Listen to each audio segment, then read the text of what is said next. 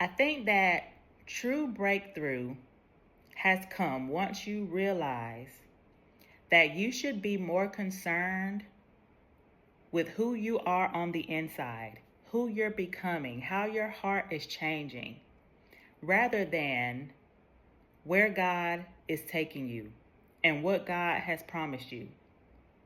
You have to do the inner work. You have to seek God first so that you can get to the promise, so that you can achieve everything that God has shown you. Matthew 6:33 is a popular verse. It says, "Seek first the kingdom of God and live righteously, and he will give you everything that you need." Meaning you have to have a heart to want to know God. You have to have a heart to want to know his character, to know who he created you to be. The second part of that verse says, live righteously, meaning you have to have a heart to want to obey his commands. You have to have a heart to want to be obedient to the things that he's telling you to do, even when you don't want to, even when it doesn't make sense.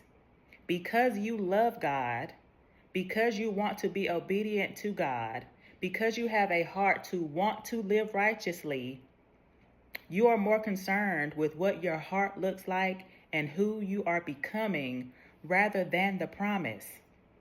You have to shift your mind from thinking about the promise, whatever that may be for you, whether it's a job that God showed you that you would be at, whether it's a husband or a wife that God told you that you were going to have, whether it's a business that God told that you were going to have.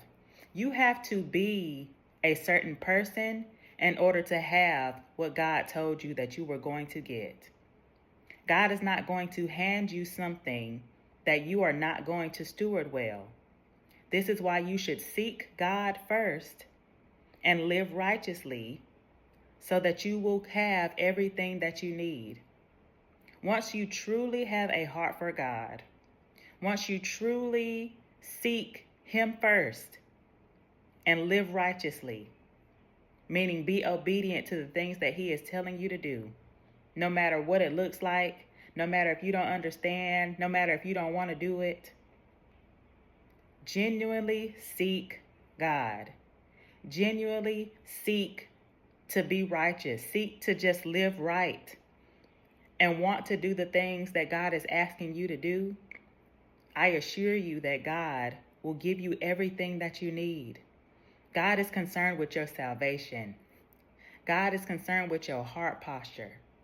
God is concerned about saving people. The spouse will come. The big business will come. The job promotion will come.